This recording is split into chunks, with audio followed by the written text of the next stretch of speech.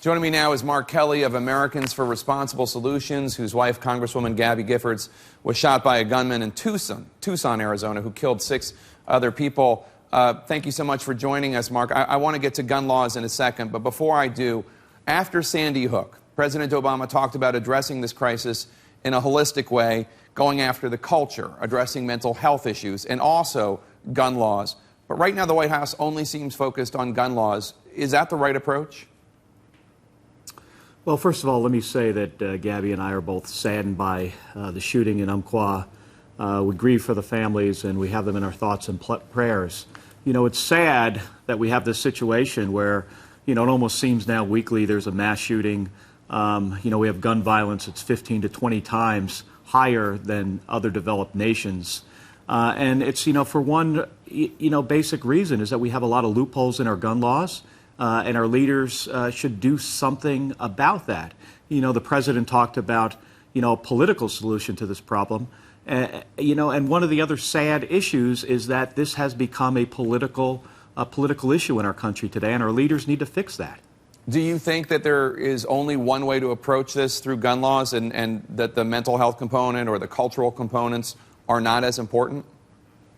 No, I think it's all important. You know, but one thing is really clear. I mean, we sell 40% of our guns without a background check. That means felons, people who are dangerously mentally ill, have easy access to guns. You know, mental health is certainly an issue too. But we have laws that make it easy for domestic abusers and stalkers to get their hands on guns. And, you know, there's one pretty basic and simple solution, is that members of Congress and people in, you know, elected leaders in state legislatures around the country can certainly do something about it. And there is a lot happening in the states. But, you know, we really need to call on Washington, D.C., members of the House and Senate to take action on this issue. The gunman's father, Ian Mercer, he spoke about the tragedy on Saturday. Take a listen. Every time something like this happens, they talk about it and nothing is done. I'm not trying to say that that's the blame for what happened, but if Chris had not been able to get a hold of 13 guns, it wouldn't have happened. This is a really important issue to you personally. Obviously, your wife was seriously injured in one of these horrific mass shootings. How much, as something of a victim of this, how much do you blame the parents for letting a child spiral out of control like this? Do they bear any responsibility? Well, we see time and time again, especially with mass shootings, you know, that there is a component of mental illness, you know, with the shooter. I mean, we've seen that in Tucson, in Sandy Hook, in Aurora, you know, now in Roseburg.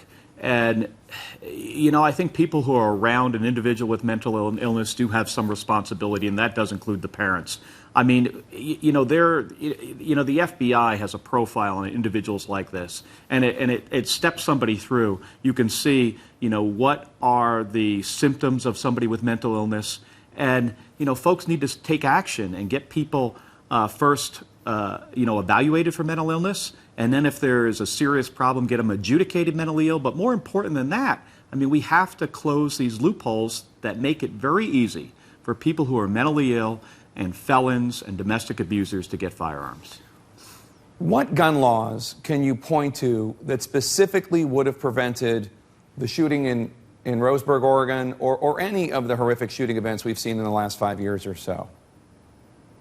You know, with individual events, I mean, sometimes there isn't a specific law that you can point to that would prevent a tragedy like this from happening.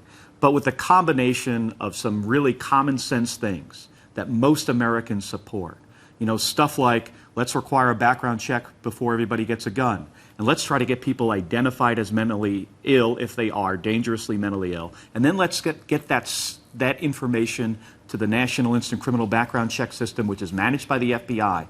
So, you know, often in the case of these mass shootings, if there were a couple components, if we did things better, some of these, not all of them, but some of these tragedies could be prevented. I want to ask you about gun-free zones, because Oregon is a state where people can carry concealed weapons on them, but the school itself, Umpqua Community College, was a gun-free zone. What is the purpose of putting up a sign that says gun-free zones? It seems to a lot of people that that might attract bad guys. Well, I mean, there have been studies that have shown, first of all, mass shootings, there's been less than 15% of them have happened in a gun-free zone. And there's no indication from another study that any shooter intentionally went to a gun-free zone. You often see that as, some folks will say that that's why somebody went to a gun-free zone. Well, there's no evidence of that. And I think the idea is where there are more guns, people are less safe. I mean, if you have a gun in, any kind of situation where things start to get heated, I mean, there's a higher likelihood that somebody's going to get shot. And I think when we see in states where the gun laws are the strongest, there are less deaths from gun violence. I mean, that is certainly clear. All right, Mark Kelly, thank you so much, and please send our best to Gabby Giffords. You're welcome. I will do that. Thanks, Jake.